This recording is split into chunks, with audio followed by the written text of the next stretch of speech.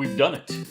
It's taken a little longer than I'm sure many of you expected, but we have successfully reached the game commonly considered to be the first Mario game.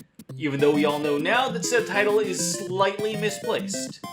1985's Super Mario Bros. Is, without question, one of the most important, influential video games of all time. It popularized the platforming genre, established Shiegeru Miyamoto as a visionary director, and helped to make Nintendo a household name.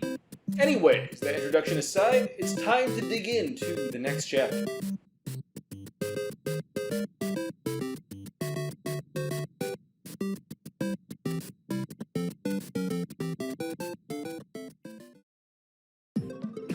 Up until now, we have known Mario and Luigi as regular people. Plumbers, construction workers, carpenters. But eventually, there came a point where they evolved. Where they became something more. In our last Mario video, we discussed them as simply the Mario Brothers. But we know them today as something else. As someone else. As something super. Before discussing much further, we need to talk about which version of the game is the most relevant. There are really three notable versions that could take the title. The original NES release, the Super Mario All-Stars remake on the SNES, and Super Mario Deluxe on the Game Boy Color. Going by my regular criteria, I go for the most recent version that added something notable to the game. And as much as it's actually my least favorite version of the game, unfortunately, that title has to go to Super Mario Bros. Deluxe. So from here on that, we will defer to that game in any questions of canonicity. All that said, let's return to this game's story. According to the manual, and yes, Sean, it's actually in the manual this time, the peaceful Mushroom Kingdom was invaded by an external tribe known as the Koopa, who wished to depose the Mushroom King and instead set their own leader, the tyrannical King Bowser Koopa, on his throne instead. To aid in this, they used their dark magic to transform the nation's citizens into blocks, mushrooms, and other items with an inability to fight back. Their only hope lay in the hands of their ruler, the Princess Toadstool. However, knowing that she alone had the ability to undo his magic, Bowser kidnapped her to ensure his reign over the Mushroom Kingdom. And so, the Mushroom Kingdom sat, without a hero to fight for it.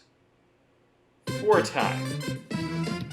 Eventually, news of this insurrection traveled the world, and eventually reached the ears of a humble plumber by the name of Mario. And his brother Luigi. Knowing he couldn't leave the kingdom to its fate, Mario took off to face the invading force for himself. He traveled throughout the Mushroom Kingdom, searching for the princess and her captor. While doing so, he came across 7 false Bowsers, regular minions of the Koopa King disguised to look like him in order to throw Mario and others like him off his tracks. That said, Mario was very thorough with his crusade, and defeated not only the 7 fakes, but the real Bowser as well. He saved the princess, and, as it is implied by the manual, more than likely, she returned her people to their natural states. Which means no matter what smart people on the internet say, not every block you break in every single Mario game is a dead Toad. Just in this first game. This showed a stark change from Mario as a character. In the past, we'd certainly seen him commit great deeds, especially when chasing down the escaped Donkey Kong the First. But this was something different. Not only did the scale of his heroism change, but so too did his entire life. Mario was, from that point forward, thought of as not merely a plumber, but a hero.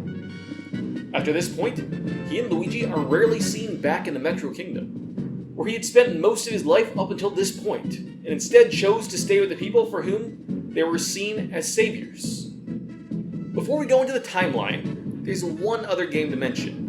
The Japanese original Super Mario Bros. 2, also known as Super Mario Bros. The Lost Levels, or Super Mario Bros. For Super Players. The story for this game seems to be almost exactly the same as the one for the original Super Mario Bros.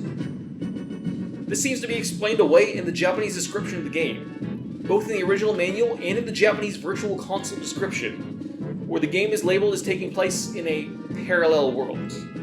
Now, I will fully admit, I can't actually read Japanese. I am relying on translations by other Mario fans for this. But, how I read it, This implies that the Lost Levels takes place in an alternate timeline from the one its predecessor did. Now, as discussed in our last video, the events of the original Donkey Kong series and the earlier blue-collar Mario games take place prior to the events depicted in this title, with the last game before this, as of now at least, being 1983's Mario Bros. For the arcade. The green line here shown between Super Mario Bros. And the Lost Levels represent the fact that they are in alternate timelines. It represents the fact that they are the same events in alternate timelines, but are still inherently connected. Man, this timeline is getting complicated already. And you guys thought we needed to wait until we got to Zelda before splitting the timelines. Speaking of which, that's coming up pretty soon.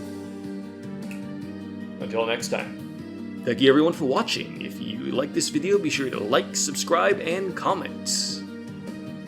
If you like this video, be sure to like it, subscribe to the channel to see more, and comment on how much I suck or do not, depending on your views.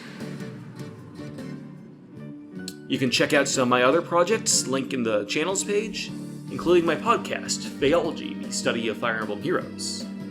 I also have other channels, but those aren't nearly as active. Thank you for watching, and I'll see all of you in the next chapter.